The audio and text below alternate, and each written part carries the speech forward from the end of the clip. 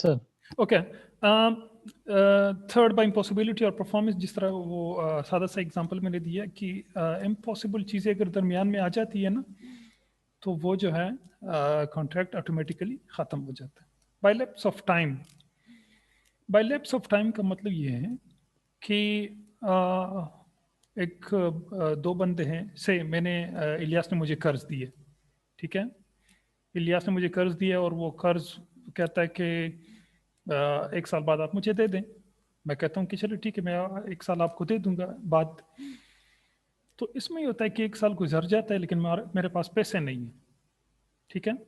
इलियास इस दौरान कुछ भी नहीं कहता है। 1 साल गुजर जाता है, 2 साल गुजर जाते हैं, 3 साल गुजर गए।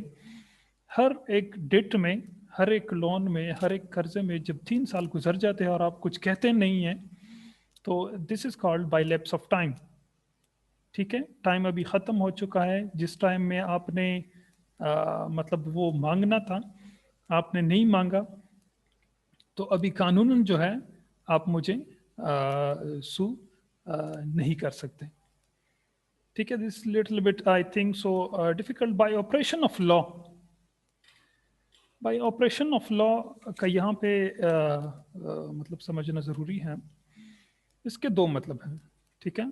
बाय ऑपरेशन ऑफ लॉ का मतलब ये है कि sometimes some operations which are lawful may become unlawful due to change in law। देखिए, सिगरेट जो है आजकल मार्केट में बिकते होते हैं, ठीक है। हर एक आप रिटेल शॉप पे जाए, सिगरेट हैं। चूंकि कानूनन ये अलाउ कर दिए गए हैं और कानूनन एक कॉन्ट्रैक्ट हुआ है, एक एग्रीमेंट हुआ है उन कंपनीज के दरमियान जो चीज़ें बेचती हैं, मतलब सिगरेट, और गवर्नमेंट के दरमियान एक कॉन्ट्रैक्ट हुआ है कि आप ठीक है, आप सिगरेट बेच सकते हैं।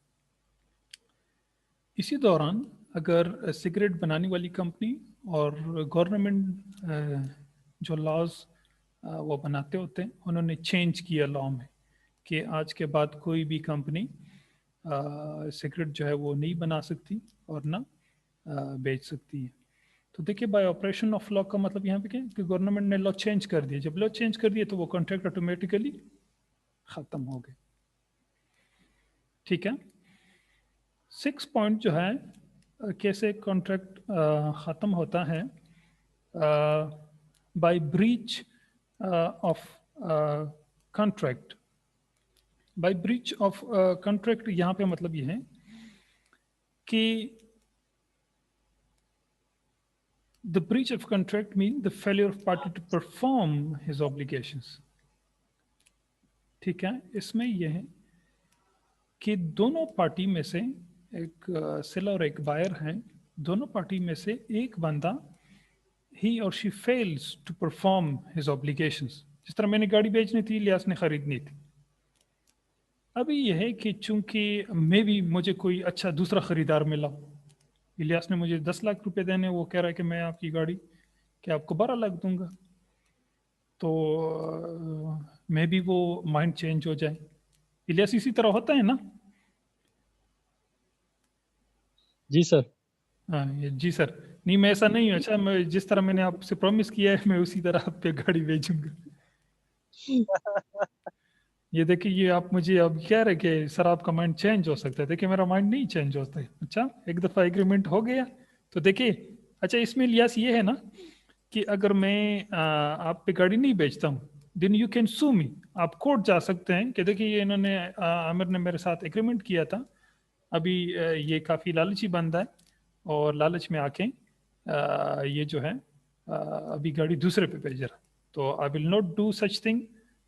जिस तरह हमने एग्रीमेंट किया था, तो उसी agreement, as per that agreement मैं वो फुलफिल करूंगा और आप पे गाड़ी भेजूंगा। नहीं भेजता हूँ तो आप डायरेक्ट कोर्ट जाए और जो है आप केस कर सकते हैं, ठीक है। तो इसी तरह लाइफ में होता रहता है। Other topic that is the, if you have any question related to this slide, you are there to ask if you have any. नहीं है सर, इजी है। I have, sir, I have so many questions. Okay, You have a question? Yes, sir. जी please. Sir, literally, I don't know what is the name of the subject and Okay. in which week we are studying. I don't know anything. Okay, I think so. You are the one who came in the last class, I think so. Hello? I think so, but No. I don't think. Okay. This is BBA 7th. I thought it was BBA first. No, how we took many classes. I know, sir, but there is a problem of internet in our village. Okay, what you need to do is to have my own lectures are available on YouTube channel. Elias, what you need to do is to help him. Okay. Okay, sir. So you need to Thank you, contact. sir. Okay, you need to contact Mr. Elias. He's very cooperative person, and he will help you. Sure, sir. Okay, problem Thank you, solved. sir. Welcome. Moving forward, contract of indemnity. Contract of indemnity means what indemnity means? Indemnity means to compensate. इंडिमनिटी का मतलब क्या है कि compensation देना. कंपेंसेशंस, इस compensation का मतलब क्या है? इसमें दो तीन चीज़ें आप लोगों ने जहन में रखनी है कि first of all you need to be very clear about indemnity. It means to compensate the party who has suffered the loss. जिस तरह इंश्योरेंस आम आसान भाषा में इंश्योरेंस जो है दैट इज कॉल्ड इंडिमनिटी. ठीक है. सेक्शन 1 to 4 हमारे जो कानून है, it states a contract by which one party promises to save the other from loss caused to him by the conduct of the promiser himself or by the conduct of any other person is called contract of indemnity. जिस तरह insurance की जाती है, मैंने आपको बताया इंडिमनिटी का मतलब है टू कंपेंसेट. इंश्योरेंस कंपनीज जो होती है, सपोज आप गाड़ी की इंश्योरेंस करते हैं, गाड़ी का अगर कोई एक्सीडेंट होता है, चोरी हो जाती है या जो भी हो जाता है, एज पर एग्रीमेंट जो आपने किया होता है इंश्योरेंस कंपनी के साथ, लॉस हो जाता है, इनको कोई डैमेज हो जाता है गाड़ी, तो इसमें यह है कि इंश्योरेंस कंपनी रिस्पॉन्सिबल होगी इस चीज़ की. आप रेगुलरली एक किस्म की आप पेमेंट करते होते हैं. ठीक है. तो वो बदले में वो क्या कंपनी देती है, वो ये देती है कि अगर फॉर एग्जांपल आपकी गाड़ी का कोई एक्सीडेंट हो जाता है तो I will pay. Same is the case, ये घरों की इंश्योरेंस भी होती रहती है बाहर दुनिया में, बाहर ममालिक में, कि खुदा न खास्ता अगर कोई जलजला आता है, कोई सैलाब आ जाता है, वो घर बहा के लेके जाते हैं, तो अगर उन्होंने इंश्योरेंस की है तो वो कंपनीज जो है वो रिस्पॉन्सिबल होती है आपको नया घर देने में.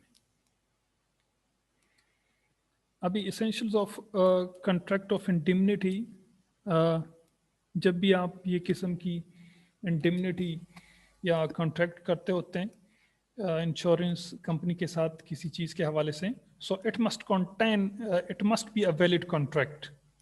ठीक है. कोई एम्बिग्विटी नहीं होनी चाहिए, इम्पॉसिबिलिटी नहीं होनी चाहिए. ठीक है. एज पर लॉ होना चाहिए. ठीक है. सो वैलिड कॉन्ट्रैक्ट होना चाहिए वो उस बंदे के दरमियान जिनकी गाड़ी है और इन गाड़ी की इंश्योरेंस करना चाहते हैं और वो company. Other essential is the promise to save the loss. Promise to save the loss का मतलब ये है कि जो लॉस आप करते हैं, मतलब से मेरा घर है, इंश्योरेंस हुई है, अगर खुदा न ख्वास्ता ज़लज़ला आता है या सैलाब आता है, मेरा घर खुदा न ख्वास्ता ये बहा के लेके जाते हैं, तो इसमें इंश्योरेंस कंपनी को उस मतलब कॉन्ट्रैक्ट में ये प्रॉमिस होना चाहिए कि इस तरह अगर ये चीज़ें होती हैं then I will be responsible to give you a new home. Okay, if you have any question related to this slide, you can ask. नहीं सर. अच्छा, ये तो फिर काफी इजी है. Okay, moving forward, contract of guarantee. Contract of guarantee है क्या चीज? अच्छा, ये बच्चे अभी खामोश करे थे, जिनके भी हैं. इलियास आपके तो नहीं है? इलियास अब करो सर, ये इलियास के ईसा है बच्चे. सर, ईसा है. अच्छा, ठीक है. Put your mics on mute. Ilyas, ये बच्चे खामोश करे. अच्छा, ठीक है. Contract of guarantee. Contract of guarantee का मतलब क्या है? What it is and the bookish, what is the bookish definition? Let me share it with you. Section 126 states a contract of guarantee is a contract to perform the promise or discharge the liability of a third person in case of his default. आपको समझ नहीं आया होगा, मैं आपको आसान भाषा में समझाता हूँ. मेरे और इलियास के दरमियान एग्रीमेंट हो जाता है कि इलियास ने गाड़ी बेचनी है या मैंने गाड़ी बेचनी है, इलियास ने ख़रीदनी है, और बीच में थर्ड पार्टी ऐसे जासिम आ जाता है. ठीक है. मैं कहता हूँ कि इलियास, मैंने 10 लाख पे ये गाड़ी आपको 1 महीने बाद में बेचूंगा. वो कहता है कि ओके, ठीक है. ठीक है. मैं कहता हूँ कि आप, I can not trust you. Suppose I trust mister Ilyas, but से मैं कहता हूँ कि मैं आप पे ट्रस्ट नहीं कर सकता हूँ, ऐसा ना आप मुकर जाए. ऐसा करते हैं, वो जासिम जो है ना, उनसे हम कराते हैं. वो इस थर्ड पार्टी आ जाए और मुझे श्योरिटी दें, मुझे गारंटी दें कि आप जो है अपना वादा वो पूरा करेंगे. सो इसमें 3 पार्टी आ गई. ठीक है. एक गारंटर है जो कि जासिम है, एक प्रोमिसी है इलियास, और एक प्रोमिसर है, वो है आमिर. आमिर ने गाड़ी बेचनी है, इलियास ने ख़रीदनी है. जासिम ने गारंटी दी है कि इलियास जो है वो खामख्वाब से गाड़ी 10 लाख पे ख़रीदेगा. ठीक है. तो हमारे तीनों के दरमियान जो एग्रीमेंट हो जाता है, that is called contract of guarantee. So guarantee is an undertaking by one person to pay the amount due from another person, right? Essentials क्या है? Triparties, इसमें 3 पार्टियां हैं. ठीक है. अच्छा, इसका मैं एक और एग्जांपल भी आपको देता हूँ. फॉर एग्जांपल हम कहते हैं कि जो है अमेरिका में कुछ लोग हैं या यूके में कुछ लोग हैं जिनके साथ दुनिया या रुबाब ने कोई कॉन्ट्रैक्ट किया है कि हमने उधर से कॉस्मेटिक्स की चीज़ें जो है वो हमें चाहिए. उनका बिजनेस, वो इधर मतलब उनका बिजनेस है, उन्होंने कुछ चीज़ें मंगवानी है उधर, ये यूके से, ऑस्ट्रेलिया से, जिधर से भी, ये चाइना से. तो होता क्या है कि ना रुबाब तो वो ट्रस्ट करती है, ना दुनिया ट्रस्ट करती है उधर के जो माल बेचने वाले हैं. तो बीच में होता क्या है, बीच में वो चलते हैं एबीएल बैंक के पास. ठीक है. वो उधर चले जाते हैं, कहते हैं कि ये जो है चाइना में एक बंदा है, उनसे हम ये कॉस्मेटिक्स, ये गुड्स लेना चाहते हैं, लेकिन हम ट्रस्ट नहीं कर सकते. ऐसा करें आप बीच में आ जाएं. चूँकि इन सारी बातों से पहले उधर जो गुड्स भेजने वाले हैं, उन्होंने रुबाब और दुनिया से ये बावर कराया था कि चले आप एबीएल बैंक जाएं, चूँकि हमारा उनसे वास्ता है, हमारे चलते रहते हैं, उनसे कारोबार चलता रहता है. आप उनके पास जाएं. एबीएल चूँकि आपके अपने मुल्क का अपना बैंक है, तो वो श्योरिटी देगा कि जब हमारा माल पहुंच जाए तब आप पेमेंट हमें कर.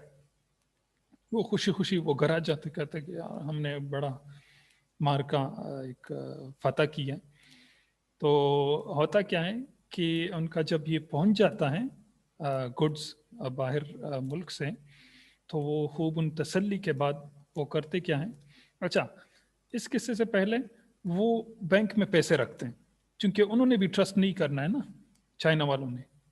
अब कहते कि पहले आप ABL के साथ पैसे जमा कराएं, ये थर्ड पार्टी है, हम दोनों की वो गारंटी ले रहे हैं, तो आप भी पैसे जमा कराएं, मैं माल बेचता हूँ। तो वो माल बेचते हैं, यहाँ पे जब माल पहुँचता है तो आपको तसल्ली हो जाती है, बैंक वालों को भी तसल्ली हो जाती है, और फिर क्या करते हैं, वो पैसे को उनकी अकाउंट में ट्रांसफ़र करते हैं।